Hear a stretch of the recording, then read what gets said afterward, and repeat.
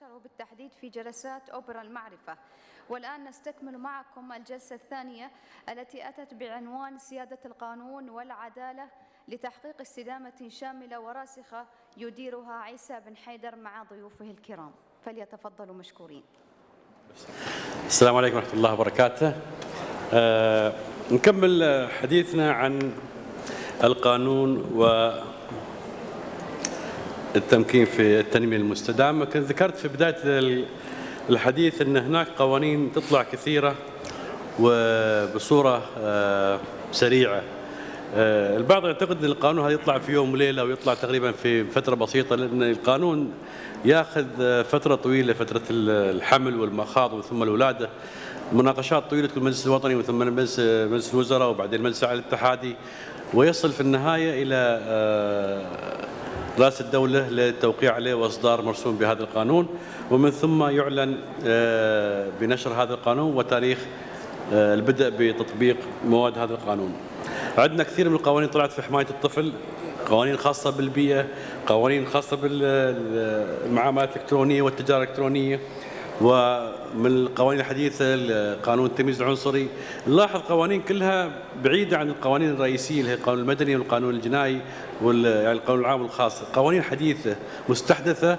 كل قانون يطلع بسبب مناسبة معينة. يعني قانون وديمة هذا جمع كل القوانين أو كل مواد القانون المتعلقة بالطفل ووضعها في كتيب واحد وأضاف عليها بعض المواد والتعديلات عشان يكون هناك قانون خاص في مسألة الطفل وحقوق الطفل. لدينا أيضا قوانين تتكلم عن العملات الرقمية والمعاملات الرقمية والبيئة الرقمية، وأيضا مسألة الاحتكار والتجارة.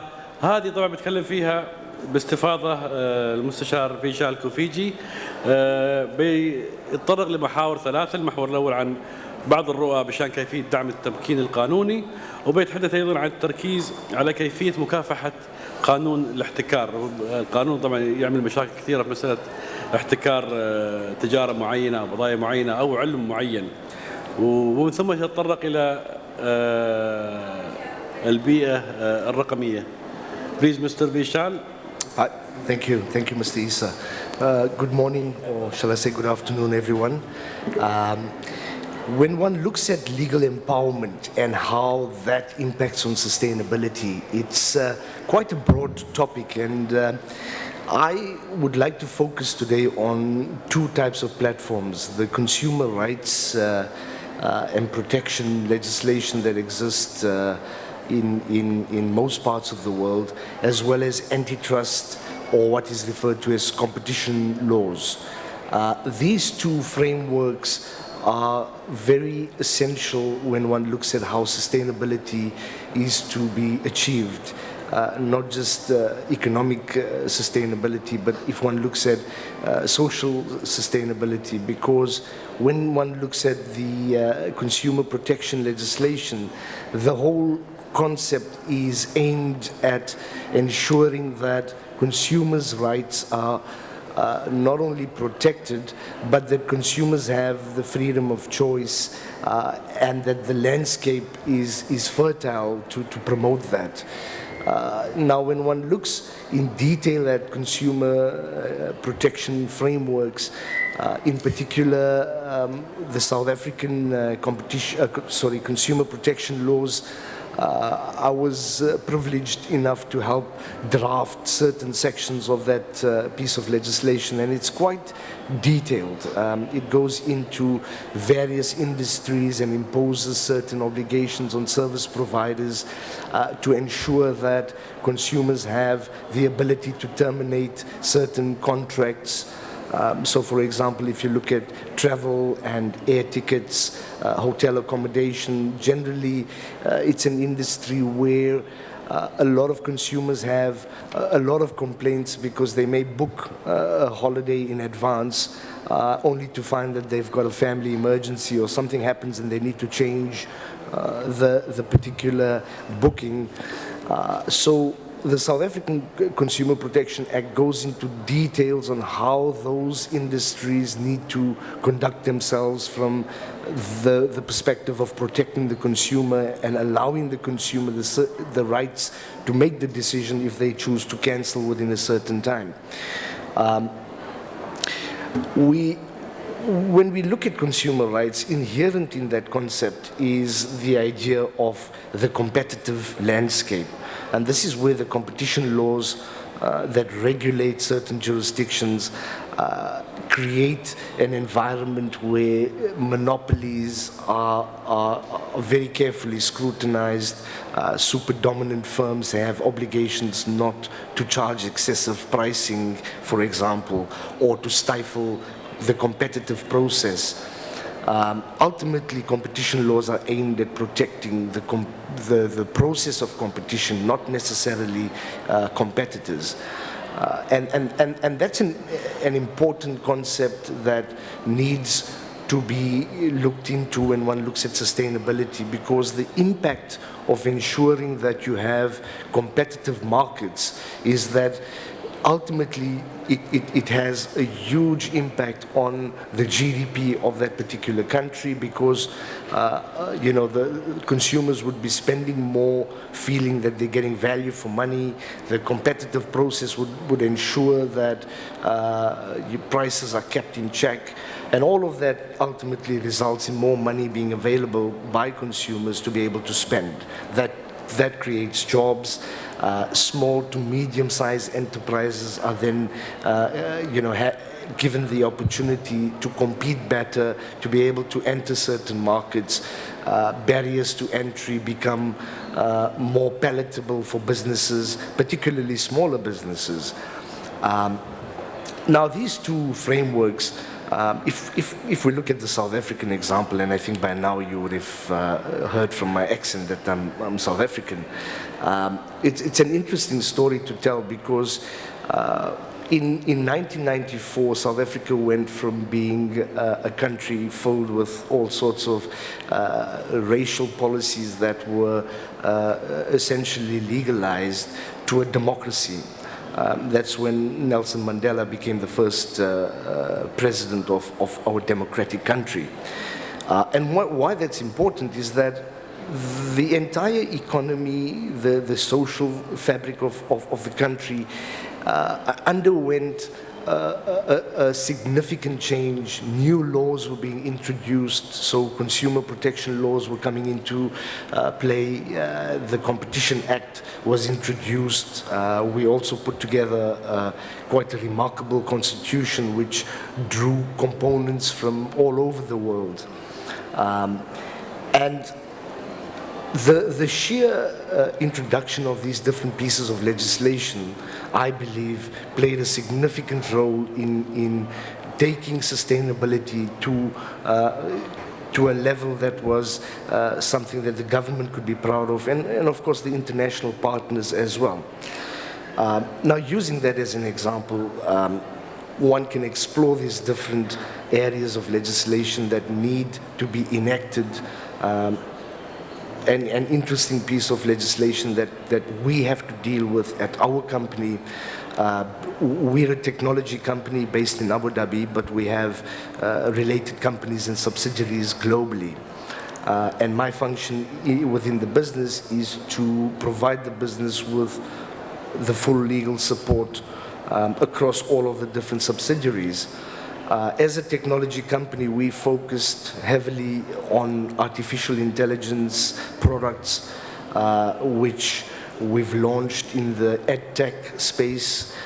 We've done a transaction with the Ministry of Education here in the United Arab Emirates, where we've now launched and started a rollout of one of our products called Curio, which is an education platform that would cater for kids from KG all the way up to grade 10.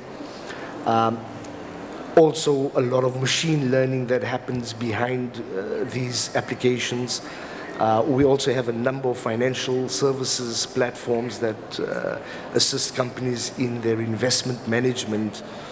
Now, all of these different applications and the development of the technology raises one very serious question for me on a daily basis, and that relates to intellectual property. In the United Arab Emirates, unlike most parts of the world, the intellectual property regime is somewhat different.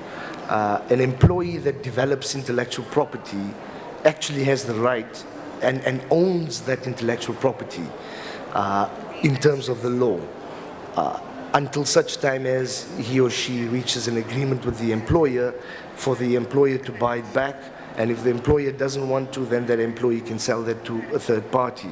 That, of course, is quite a challenge for us, bearing in mind that we have development teams, engineers that work in our company developing applications for us. And so there is no process of forward-looking IP provisions that you would get elsewhere in the world, where, for example, if you were to work for a technology company in Silicon Valley or in Europe, you would sign an employment contract whereby all of the IP that you develop during your course of employment would be owned by the company. In the UAE, that type of forward provision would not be enforceable because of the legal parameters that have been set up in terms of the law here. So it's a challenge for us where we very regularly need to do backward types of IP transfer or assignment from employees to us.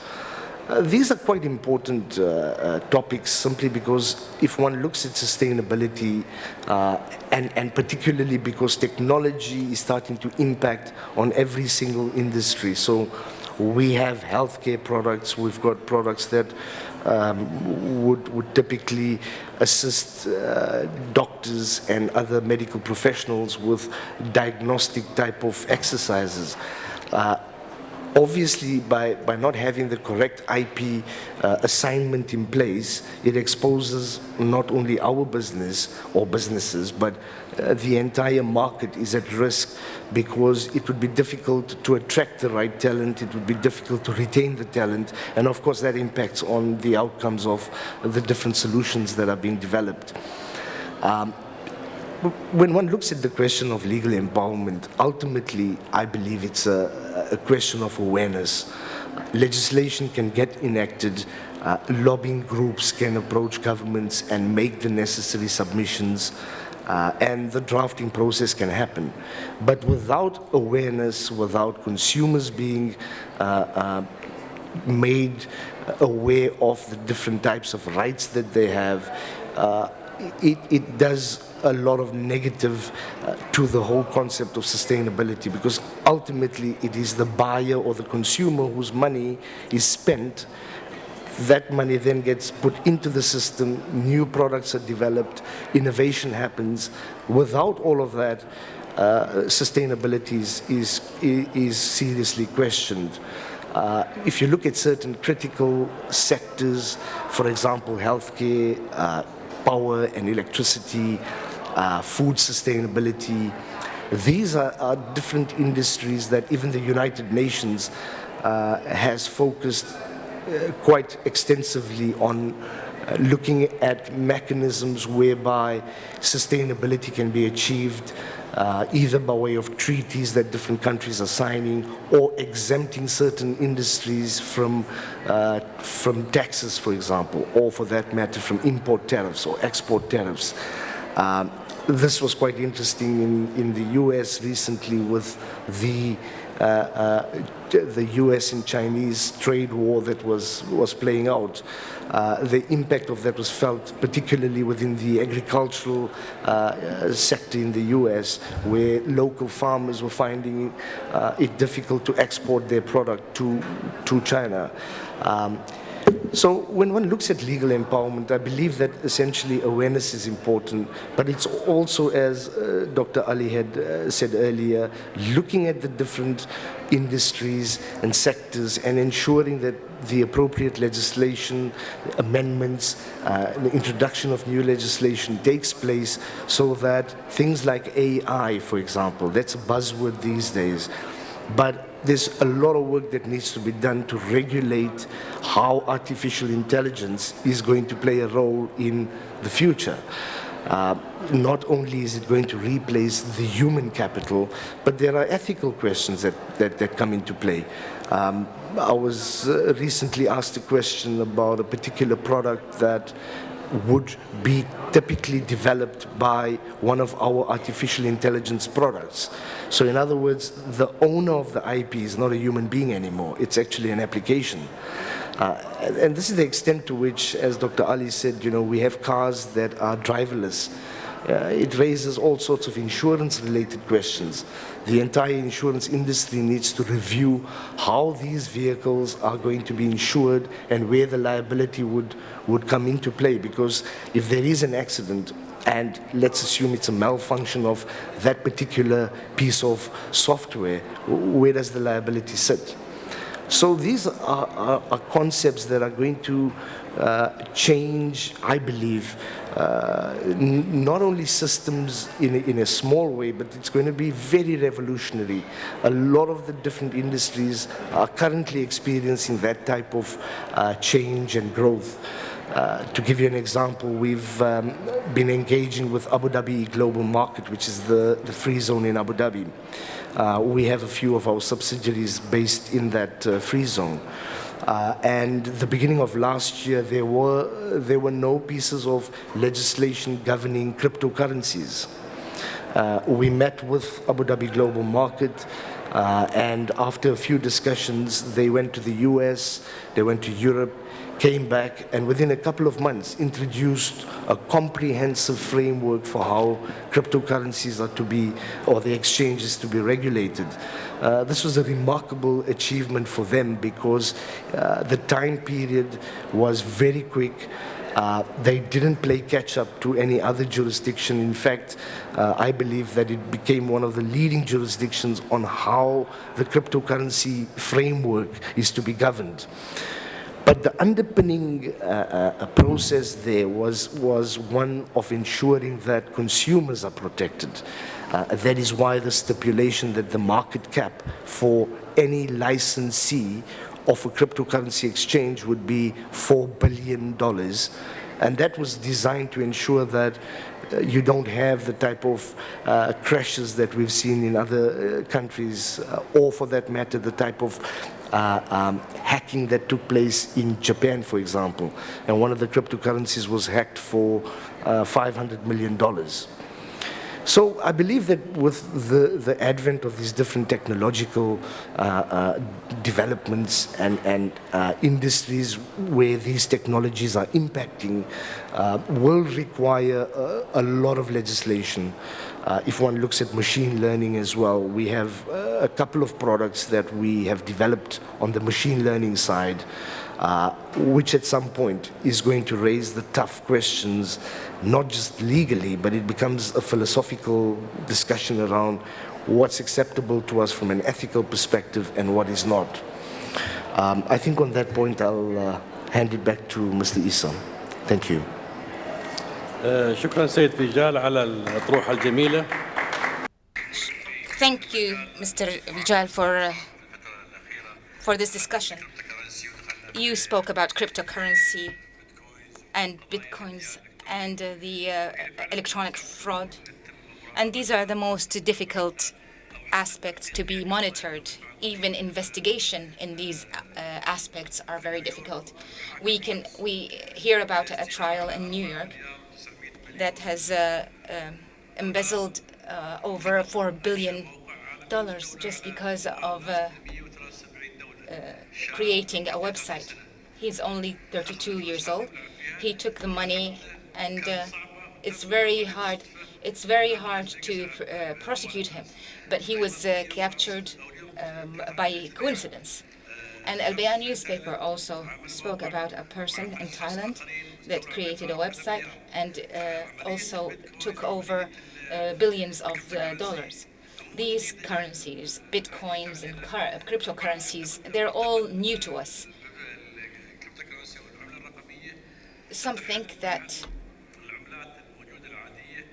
these will be the replacement of the traditional currency, similar to what has been done in the past, that gold and then metal and then they transferred into the paper currencies. So people have this misperception that the cryptocurrencies will be the replacement of the traditional money. Also, a company that was based in Dubai that took over, embezzled over $173 million, and in a matter of seconds. And when the investigation took place, they found out that this was done in a server in Dubai.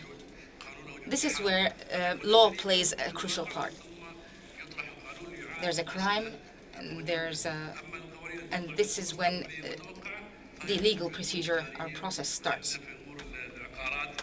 In real estate, there are different laws that have been and regulations that have been set for developers.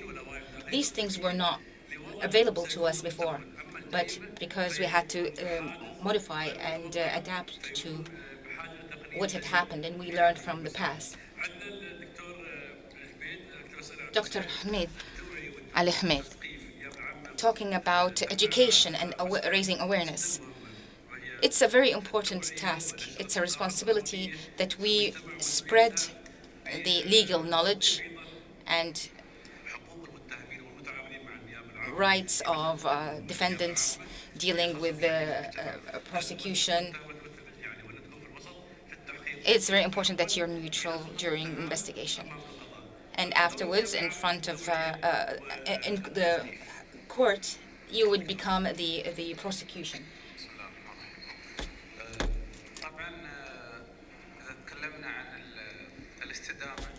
When we talk about sustainability, sustainability requires knowledge, and knowledge requires raising awareness. They are complementary. One complements the other. Most governmental departments in the UAE, and those that have pertain to law, they undertook the aspect of raising awareness with regards to their rights and obligations and so on to the public. There are different initiatives that have been launched in these governmental departments. For instance, many governmental departments have created within their websites a location where you have all the rules and regulations and the laws that are related to the Ministry of Justice and Labor Law and so on. And they are translated into different language, such as English. Also, with regards to raising awareness, for us in the prosecution, we started this project 6 years ago, even more. And I'll just provide you with the statistics for the last 3 years. We targeted the students, school students, from grade 10 and above, in order to raise awareness among these age group, in order to know what are the laws, what are their rights and their obligations, their responsibilities, in order to be aware of them and protect themselves. And during the last 3 years, this initiative was beneficial to over 4,000 students.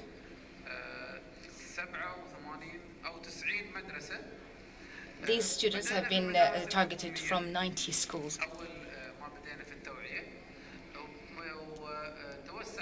When we started with this project, it started on a small scale, and then we started to expand to reach schools that are in the Arabic-speaking schools and non-Arabic-speaking schools. And on a monthly basis, there's a new awareness initiative where you have participants from society. The last initiative was raising awareness with regards cyber crimes, and this was held in a mall, and it was a collaboration over 2 days, and it discussed many things related to crimes pertaining to cybercrime,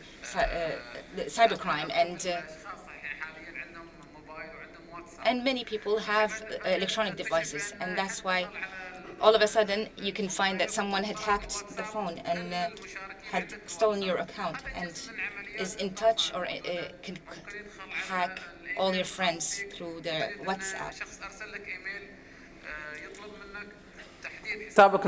So suddenly you might receive an email asking you for bank account details, or spam emails in order to use your card, etc. Such matters are occurring nowadays, so there has to be awareness.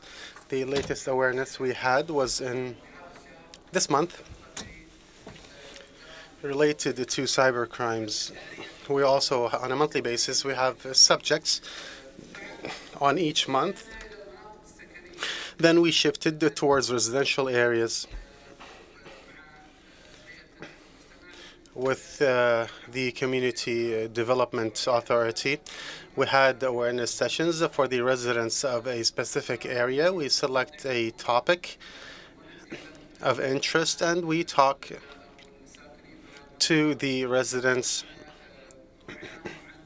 We spoke, for example, about traffic risks and dangers and what happens when violating traffic rules and laws, and we have law of residency and different topics, and all of these require us to be in continuous contact with the society.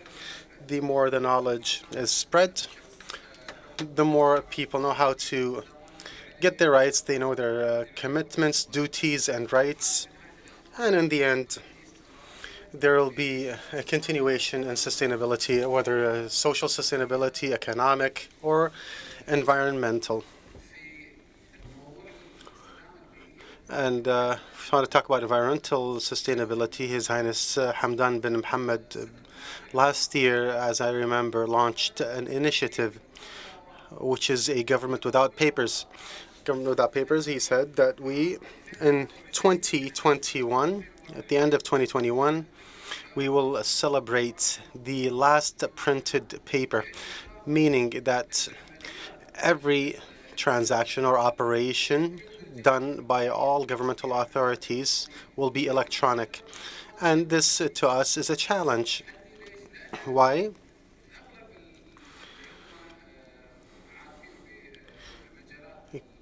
Because the majority of people dealing with the judiciary or police work, because they know all the files are paper, starts from the police to the public attorney to the courts, etc. Now, part of the government, now we have to replace these paper files, and we have to shift to the electronic system. And again, this is a challenge. First, how to get the people, whether anyone who deals with the judicial system or police, because they're used to using papers, and now when they review their cases, investigations, etc., everything must be done electronically. And also our employees must get used to using the electronic version and not use papers. The judge, will he accept the case file electronically, or to see it on a screen or on a computer? Or will he say, like, I would like to print these papers in order for me to review them? So these are challenges that we face in order to continue our work and achieve a transformation. And we must issue laws to protect this transformation in order for to be continuation in my work. I hope that answers my question. I have a question to Ludmila and Mary and Vishal. It's a general question. I will not ask Al Hamidi. I would like to ask you, as foreigners living in the UAE, the laws and legislations in the UAE, are they enough to participate or support in enabling and sustainability, or do you believe that we need to develop these laws at the time being? There's always room for improvement, and in the 11 years I've been here, I have seen a lot of improvements, including a number of relevant laws that allow expats and foreigners to live and benefit from living in the UAE in the long term. Some of the examples, for example, there was a recent introduction of the DIFC Wills and Probate, a center that now allows non-Muslim expats to have wills, register their wills that will include expressly real estate assets and their rights to guardianship and custody for their children, which is a huge part of a lot of non-Muslim expats' lives. And that before the introduction of this Wills and Center, DIFC Wills and Center, this was not an option because there was a conflict in the law that on the one hand, expats could choose the law of their countries to apply to their estate upon their death, but on the other hand, there was a different law that contradicted that because any assets related to real estate or immovable assets were actually subject to Sharia. So you had this conflict in law, which by the introduction of the DFC Wills and Probate has now been clarified, and at least that is one area in law where we've seen that's been quite beneficial for expats. Now, since then, Abu Dhabi, for example, also has followed suit slightly in a different way, but now Abu Dhabi courts have announced that they also allow, and this announcement is backed by an actual law, that allows non-Muslim expats to have wills, which will expressly include their real estate assets and the right of guardianship and custody for their children. Dubai courts are also starting to follow suit, and there's some development and some evolution happening on that front, allowing people to now register before the Dubai courts, but there's still limitations. But with regards to expats, I mean, that's a huge area of law that has helped tremendously. Now, we've also had for a while now, the alternative courts to those, to the local courts, the DIFC court, that is English-based court and is a common law jurisdiction, which in many ways is a huge compliment to the UAE for having embraced the legal system within the legal system. The UAE being the civil law system and based on Egyptian and previous, that's the French code of conduct or code of law, has also within it embraced a civil law system that's based on an English system of laws. And that's an English-based or English language-based court with highly experienced judges, English-trained judges, that once again allows non-Arabic speaking expats to bring their case and litigate their cases in the DIFC. And also, even though the court was introduced in 2006, it wasn't available to all. But about 5 or 6 years ago, there was a new amendment to the law that now allowed a lot of commercial parties and many other parties to opt in to the DIFC. So as of now, you no longer need to be related to the DIFC or have some sort of a connection to it to benefit from its services. And this is a huge advantage to many English-speaking or non-Arabic-speaking expats, one, but also for those who have very complicated commercial cases. At least at this point in time, if you have a complicated commercial matter, to have to translate into Arabic it's a huge burden. There's a lot of loss in translation. It's also just the time and the resources that are used to have it to translate and then explain to a judge in a different language the complexity of your case. It is quite a burden that's difficult to overcome. So therefore, in many cases, the DIFC courts are a better forum for such cases, once again, that is a much more beneficial in the welcoming of foreign investors and foreign companies.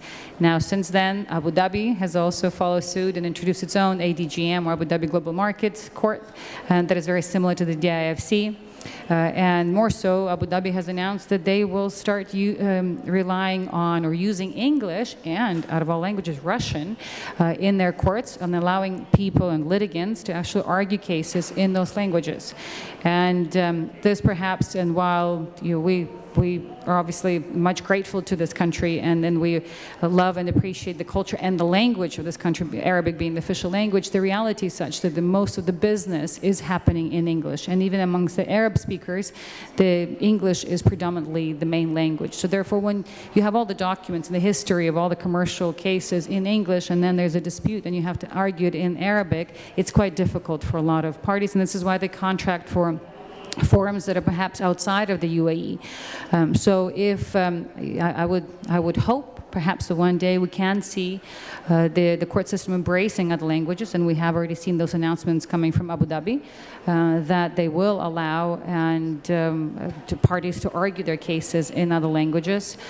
So I think this is where I would love to see the system develop further. With regards to criminal cases, and we've seen lots of improvements in that regard, and decriminalizing bounce checks, for example, below 200,000 dirhams has been a tremendous step forward, because I think the system was inundated with a lot of small criminal cases. They were just eating up the resources and were really too small to have to warrant the process that existed before to litigate them. Now, that's been a great improvement. On the other hand, there's still so many matters arise quickly to a criminal level, and so the line between civil and criminal is quite fine, and a lot of otherwise commercial or civil and just business matters quickly can become criminal. So in that regard, I think the system still is evolving, though the practices of, for example, withholding passports are softening. They still do exist, though there are commitments, at least, to move away from that practice. I mean, and each one of these type of developments, they're obviously, they work either as an incentive or disincentive for foreign businesses and companies to come and invest here and build a life and build a business. So, I mean, these are some of the examples that we've seen. They've been quite beneficial, and there are some areas that are still in the evolution stages. Thank you. Same question. نعم أسأل عن نفس موضوع هل تساهم I'd like to ask the same question. Do the laws in the UAE participate in enabling and sustainability, or do we need to develop these laws? Yes, I mean, at the moment, so to focus on sustainability and sort of looking perhaps at some of the examples we see elsewhere in the world, there are some very developed laws and regulations and have been for some time. So perhaps Germany is a very good example. If you look back to Germany even 25 years ago, they had a number of different systems in place in terms of sustainability, particularly on the environmental side of things. So when we look at what we have here, we have reasonably strong environmental laws. We have a lot of different regulations on the environmental side, for example, and those do differ between the Emirates. So I think that's one point to first of all look at, is that we have perhaps different standards and different requirements between the Emirates, and that's something that possibly should be looked at to try and align them a bit more. The other thing as well is that, and I mentioned already, we sort of have policy coming first and the laws and regulations coming behind. So there is a gap. So for example, in waste and recycling and so on, we have a lot of sort of policy statements that we want to reduce waste, we want to encourage reuse, and then obviously we want to encourage recycling, but we don't necessarily have the regulations to back that up. We do have as well different standards that are currently being implemented between the Emirates. So for example, I would say in terms of waste management, Sharjah is probably quite a good example to look at in terms of the steps it's taken, and so the other Emirates as well could follow suit and then bring that forward. But it does help if it's backed up by laws and regulations, because frankly, if you have a stick approach, sometimes you do need that, in terms of if you have the mentality of the public that it's okay to, of users, to just, throw waste out without having to think of the consequences of whether it should be reused or whether it should be recycled, then quite often that's just going to keep being done because that's what they've done historically. So sometimes I think there's room for regulation and laws to come in. So certainly in waste management side, I think there's a lot that could be done. In terms of social side of things, and I think we've seen in terms of, we've talked already about a lot of the new laws that have come in, and we probably need to let a lot of those bed down and make sure that, whether any tweaks are needed to them as well. But we certainly have seen a lot of developments. I would say, I've been here since 2001, and the law has moved tremendously, and I think to the benefit of sustainability. But right now we do have a lot of, I would say, policy level decisions in place, and some of those need to be fed through into regulations and laws. شكرا فاري على طرقتك. عندنا Thank you very, Vishal. Same question to you. helping the matter what you're talking about the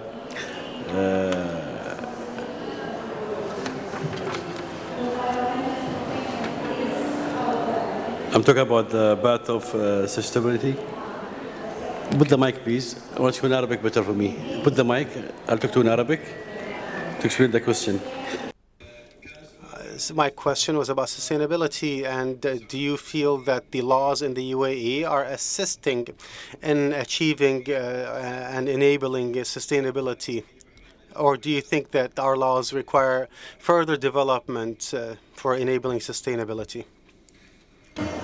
Yeah, so I think it's if you look at any legal system, even mature legal systems elsewhere, each day that goes by, there's new developments. Laws constantly need to change, need to be updated, particularly with the technological boom that we're seeing over the last 15, 20 years. So if you look at the US at the moment with Facebook and Apple and Microsoft, all the big tech companies are now being investigated for anti-competitive practices, abuse of dominance, and basically acting in a manner that would hurt consumers and ultimately the economy. That's the argument being made. If you look at the UAE, I'm very optimistic that things have, the laws that have been enacted in the last few years have definitely been according to the international standard in terms of developments that have taken place. So for example, the introduction of the VAT system at the beginning of last year, initially it created a little bit of uncertainty. I think it created a lot of work for lawyers and accountants. Thank you. But what's interesting is that within a period of 2 years, we've seen this whole VAT system maturing very quickly. So a lot of businesses have taken on board the advice given to them, and the system seems to be working quite well. But naturally, there's quite a number of industries that need to be regulated, not only in the UAE or the Middle East, but I think globally.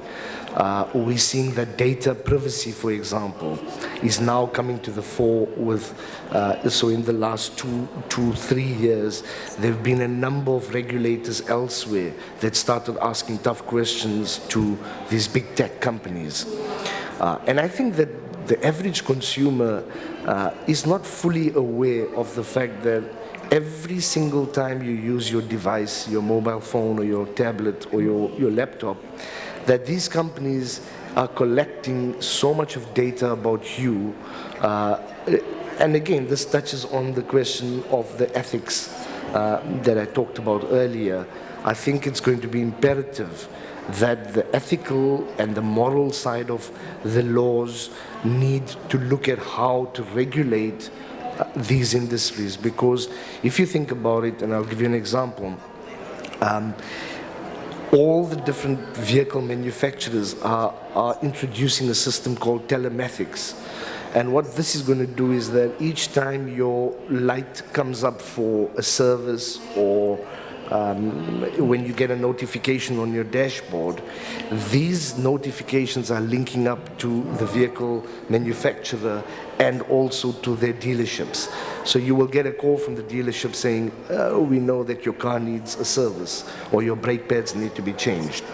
Now, all of that is fine because it makes our lives easier as consumers. I mean, it saves us a phone call to them. The difficulty is that it raises a lot of sensitive questions around the following type of example. Let us assume that you have a car accident and the data is pulled from there. There's the issue of privacy. There's the issue of your data, your information that now is shared with an insurance company or the vehicle manufacturer, and ultimately it can prejudice you and your case, all right? So I think the industries that need regulation have to be regulated globally. But speaking of regulation, the one thing I find in the UAE is that we deal with a lot of sector-specific regulators. And I find that these regulators are exceptionally efficient in the way in which the prescribed rules are monitored, implemented, the licensing underpinning, for example, health and safety, or the insurance authority. These regulators are very strong, and that's what makes this system a lot more reliable, and I think the sustainability comes from these type of sector-specific regulators. But then having said that, we've also got very strong free zone regulators. So if you look at Abu Dhabi Global Market and the example I gave earlier of the cryptocurrency exchange framework, not only is it a market-leading or world-leading framework, but it will result in major exchanges globally choosing that free zone to set up. And the whole idea behind that is that it would then boost the revenue of that free zone significantly, because a lot of potential investors would be attracted to that particular free zone. But other free zones have also got to be mentioned. We deal a lot with Masdar City in Abu Dhabi, or the Media Zone Authority, where we have a couple of subsidiaries as well. And what makes that attractive for investors and business is that there is, firstly, as the speaker said, it's regulated in English, so there is quite a lot of the documentation that we supply. Unlike the DED, we would supply English worded resolutions for change of director or change of shareholder, for example.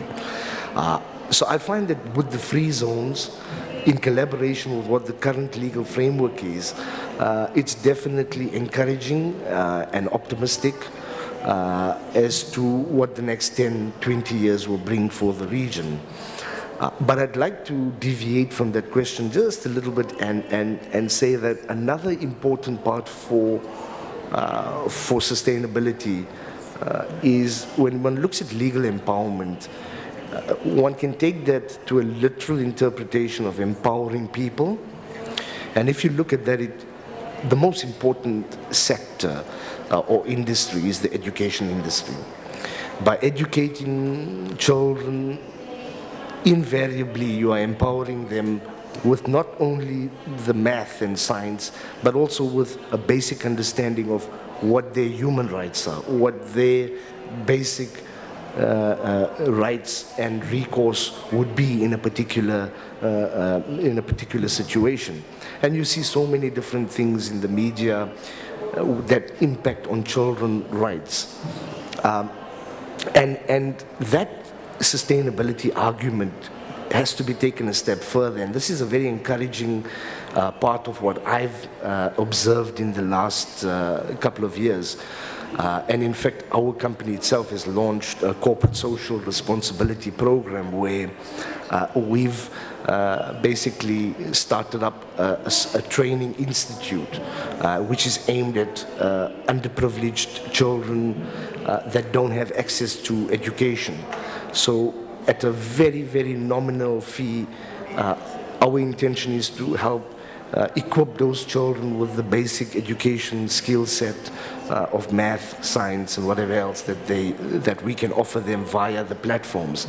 So to tie into the sustainability of not only an industry or a country or a region, I think it's important that bigger corporates focus on the corporate social responsibility programs, contributing to these type of funds, so that the money is taken and invested into the future of the education sector in particular.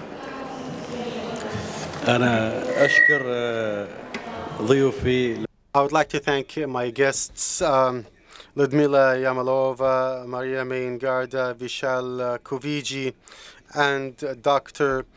Council Ali Hamid bin Khatam for this great panel discussion. I think we took an extra half hour over our time, but we have definitely benefited, and especially with regards to English in course and environmental law and education and the other topics, and also the cryptocurrencies, and the very important point mentioned by Vishal, which is privacy. With regards to personal information, how they're dealt with. We're still issuing laws that they are a bit weak, which is the privacy. So someone who calls you wants to sell you real estate or an apartment, and these numbers are going around different companies, individuals without any security or any privacy. One European countries, I tried to take someone's number. He said, take my email, and that's it. My number is personal. I don't give it to anyone, only to specific people. But as a person I'm just dealing with, I don't give you my number. Our numbers are given to everyone, and now with all the programs on the phones, again, or applications, it's kind of violation of privacy, but this is development. As for these calls for ads all throughout the day, someone calls me from Ajman, for example, that says, we have pans and pots. Says, I'm a lawyer. What would I do with that? I don't understand how you even got my number. And it becomes at times really annoying. So I hope the laws could be amended and could be more strict if the action is repeated, if they are persistent and annoying, causing nuisance. So I'd like to thank you once again, and apologies for taking too much of your time. Any questions? Apologies, we can't hear the question. There's no microphone being used. Kindly ask the speaker to use a microphone. We can't hear the question.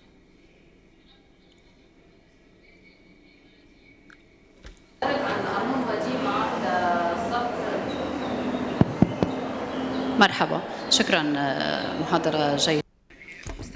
It was a very interesting session. I would like to discuss 2 points with Dr. Raisa and Dr. Ali. You said that the prosecution give seminars to schools and educational institutions. I believe that even in Arabic language or social studies that have been included in the curricula, you have to introduce the law to them. It's very important that they know what are their laws, what are their rights and responsibilities in school. I went to my children's school, and I noticed that 125 students in 6 sections. I noticed that 2 of them understood law, and I was very surprised. So I started to talk to them, and I discovered that their parents were lawyers. So it's very important that we include the law in our curriculum. For instance, presenting a story with regards to the child right,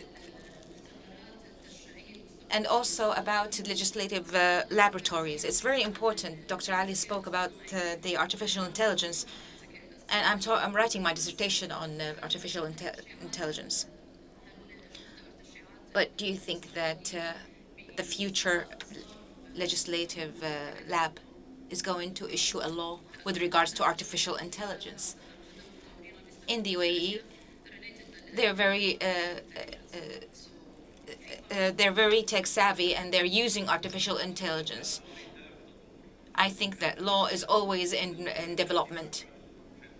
As we know, the law comes either because of some situation that is going to occur in the future, or something that surprised us, and that's why the law was issued.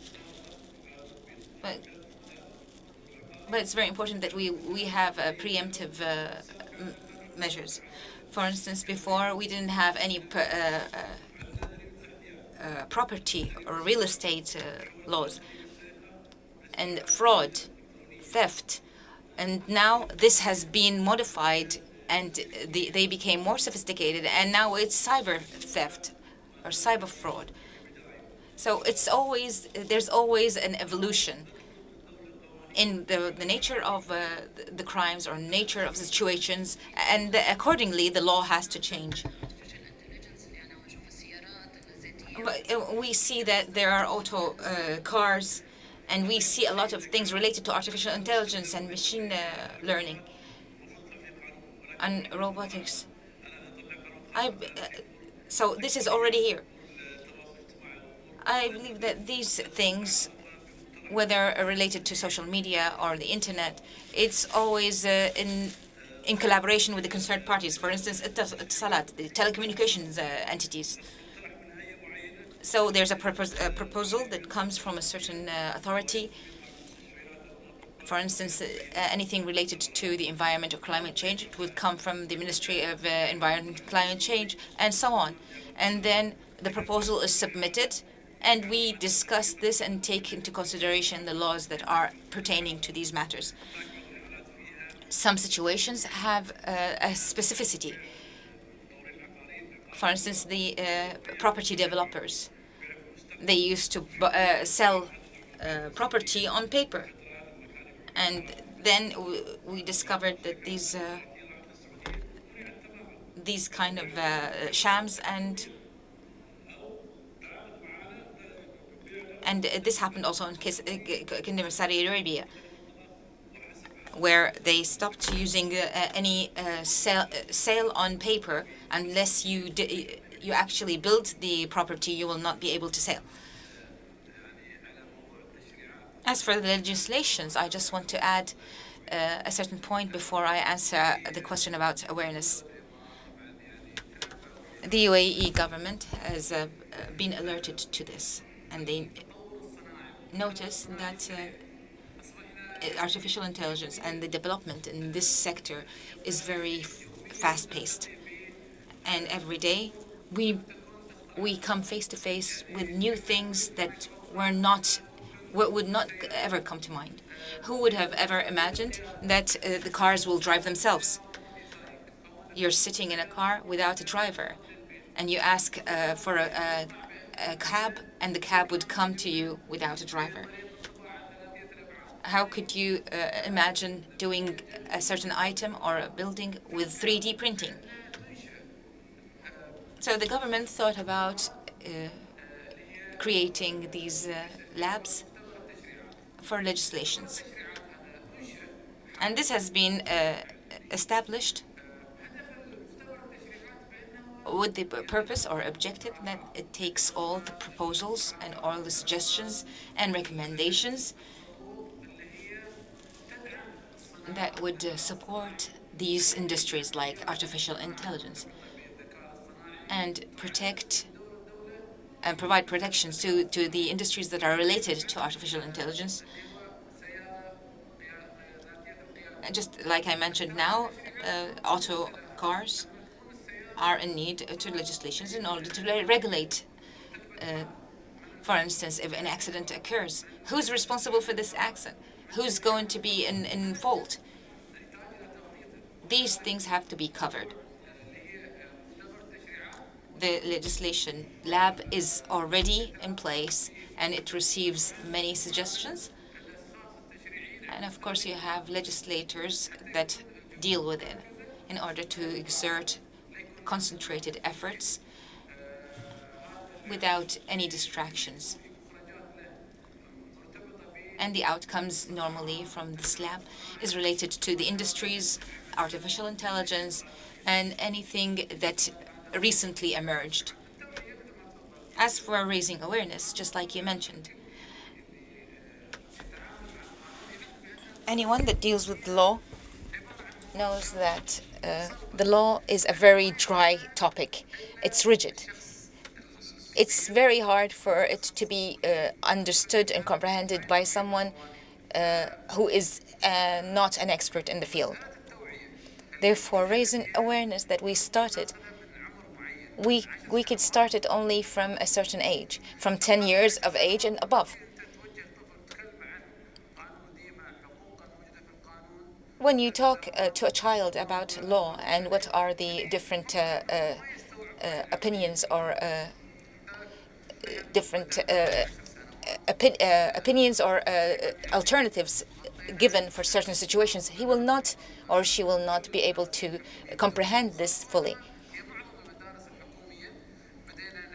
So we started to raise awareness in different public schools, and we have field trips, field visits to these schools, and we bring them over to the prosecution office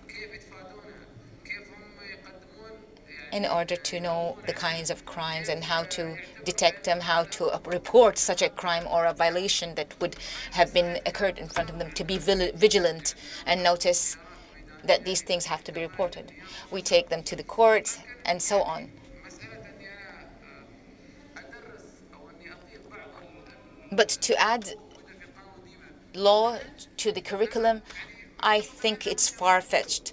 I think it might be acceptable by the Ministry of Education, but I cannot conceive of all the law being mentioned there, maybe presenting a generic view of law in order to be understood by the students.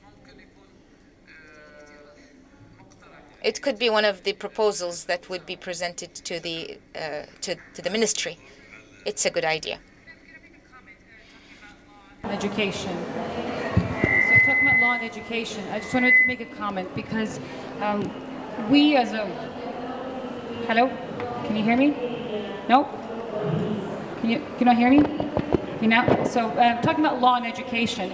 So one of the things that we see that's missing still is law schools. I mean, you're talking about sort of secondary schools, but we're also talking about law schools as graduate programs, or university programs. There are very few law schools in the UAE. And so for us, we are a UAE-based sort of local legal consultancy. So unlike so many other foreign law firms, we basically practice local law. And so for me, as a practitioner, I need local talent to be able to practice local law. For that, you need somebody who comes from the local market, who understands the region, the culture, the religion, the language, and so on and so forth. And it's pretty slim pickings in terms of who we can source to perhaps raise and give education and bring into the legal practice. So one of the universities that we've been most successful with is American University of Sharjah.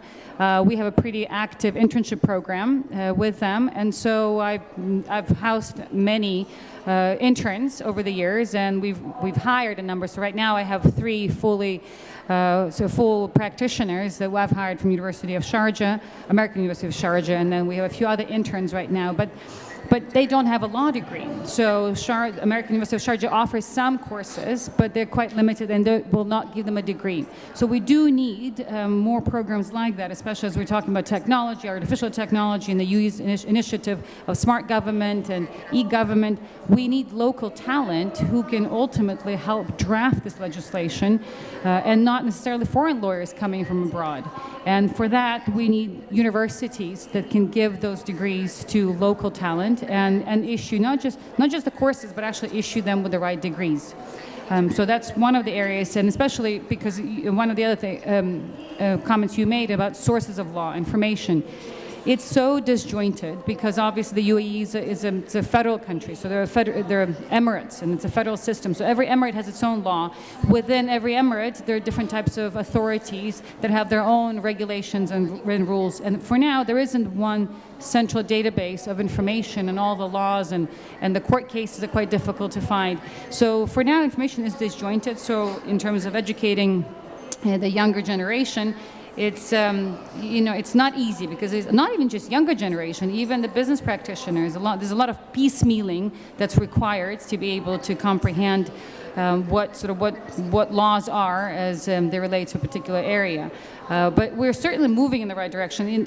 When I started practicing here, the courts were all, as I think Dr. Ali said, they were all just in paper form.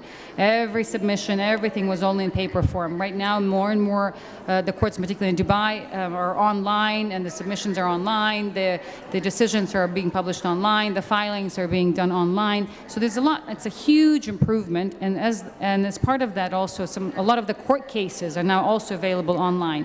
That's a huge change. It wasn't available to us just a few years ago. So we are certainly moving in the right direction, but in terms of accessibility of information, especially for the younger talents and for non-legal practitioners, it's quite challenging. So, but one of the things we've done, if I may, in terms of our contribution to the legal community, so we have a legal podcast. And so that's like a weekly podcast. We provide legal information that's available to all. So that's perhaps something that is quite accessible, would be accessible, and for students, because we talk about all the sort of nitty-gritty details and aspects of law, from bounce checks to travel bans to inheritance to wills to contracts to defamation to using digital technology. So, I mean, that's one way of perhaps contributing to legal accessibility and sustainable development. That's the role we play, at least, in the market. شكرا لودميلا ولكن أيضا نحب نضيف قبل ختام الحلقة. We would also like to add that there are many specialized law universities. We have many Emirati judges. We have the biggest law firm in the Middle East and North Africa, Mr. Assam, who has a lot of arbitrations and commercial cases. We have a lot of lawyers that have studied law. We have 12 universities that teach law.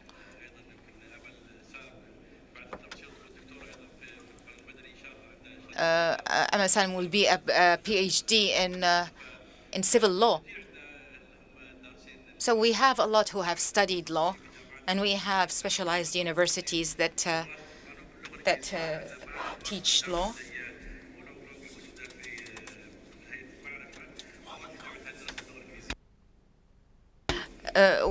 We have only Wollongong, which is in the academic city. That's the only foreign in Knowledge Village. I thank you very much for being here. I apologize for the delay, hoping that we meet in other events. Thank you, Mr. Isa bin Haidar, for this session, which dealt with the law and sustainability in the Knowledge Summit of 2019. We'll meet at 2 to commence with the second session. Thank you.